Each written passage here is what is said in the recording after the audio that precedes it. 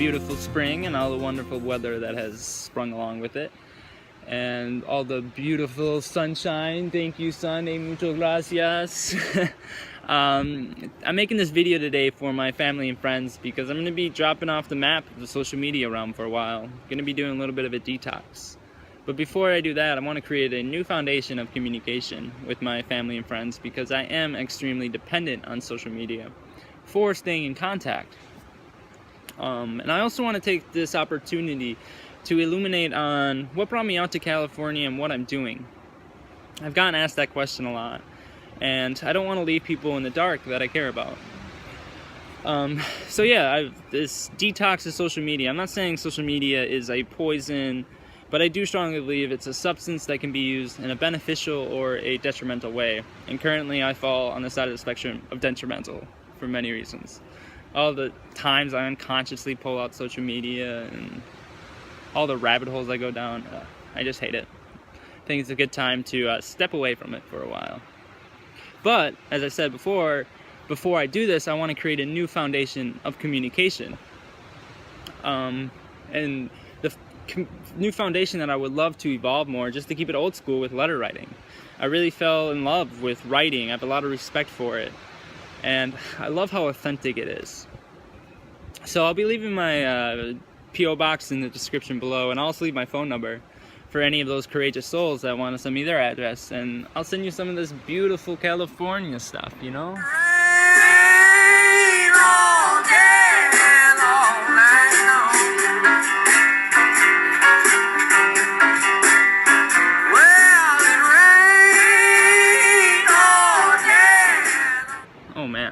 Oh man, I would love to see where you guys are and see all the beauty that's in your area. So yeah, what brought me out to California? What brought me 2,400 miles west to a smaller town than what I grew up in, which is pretty impressive. Well, it goes back to after I graduated high school during my gap year. I did a lot of research on the environment and a lot of research on human health. So I was doing a lot of research on climate change, deforestation, soil depletion, and obesity, starvation, malnutrition. And I realized that all this mayhem has a common denominator. And it's the food we're eating, and it's the production of that food. So this realization allowed me to stumble upon a simple question. What's the smallest amount of land that I can grow all my food? And this one question I could not find the answer to. I searched the internet, I searched the library, and I came from a pretty farming-rich community, and I could not get a solid answer. But luckily, while I was working at the Radisson in La Crosse, Wisconsin, and we were catering for this huge organic trade show conference called Moses, and while I was taking food from point A to point B, I was like, someone here has to be able to answer this question. What's the smallest amount of land I can grow my food? So I decided to go up and ask this one booth called Ecology Action. So I go up and I ask them, what's the smallest amount of land that I can grow all my food? And the person that was working there, she said, that's the same question John asked back in 1972, and the answer's in this book. And she pointed to a book that John Jevons has been writing since 1972 called How to Grow More Vegetables, Nuts, Berries, Fruits, and Grains on Less Land than you ever thought possible. So I ended up buying the book, reading the book, and finally someone had an answer to my question. This is what I've been looking for. So this was in November when I bought the book, and I ended up being in California participating in the internship that Ecology Action offers. So it was a pretty quick transition from February to November, and I'm loving it. I mean, I'm so happy I was able to listen to my intuition and pack up my grandma's car and drive 2,400 miles west. It's been an amazing journey, and I'm really excited to see where it takes me. But yeah, that's what brought me out here to Mendocino, California. So what is Ecology Action and what am I doing? Well, Ecology Action is a nonprofit organization that teaches a method of farming called grow biointensive. And grow biointensive is a method of intensive agriculture. And intensive agriculture is opposed to extensive agriculture. And extensive agriculture is today's conventional farming, tractor farming, really growing food on a big piece of land and relying on a lot of tractors and a lot of technology like that.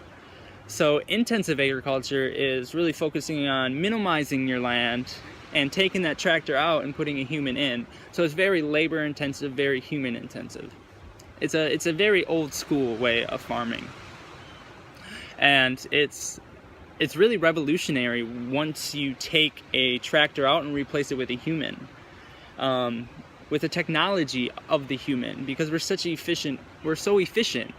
And when you become efficient at farming, you can actually become sustainable. You can actually give back more to the soil than what you take, which is truly revolutionary.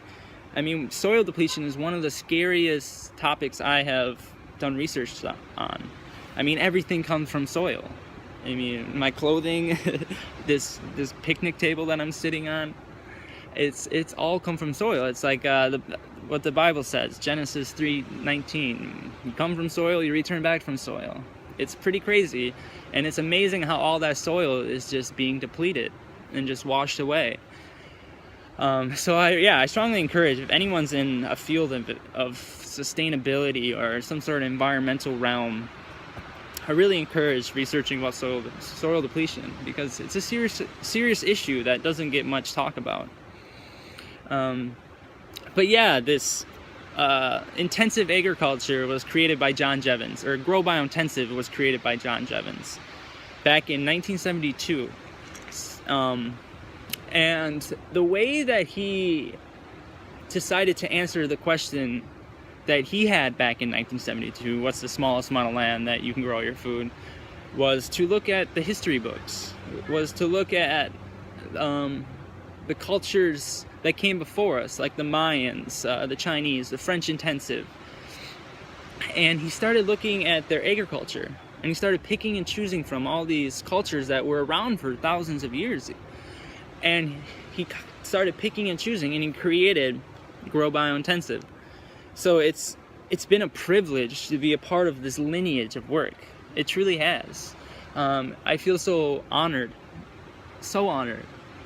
and I have so much. It's been a blessing to be able to see an answer, to see some light, because I've traveled down those rabbit holes of deforestation, climate change, and I strongly believe that this form of intensive agriculture can leverage agriculture's multifunctionalities to mitigate and solve climate change, poverty, economic and social and gender inequity. And I just strongly believe that this can be a solution, that it can bring equity to the world, all through agriculture. And the reason why I strongly believe in this is that we're so dependent on this system, this agriculture system of getting food from soil to our plate. We're so dependent on it. So it makes sense if you leverage something that has such great significance, that it would have positive ripple effects.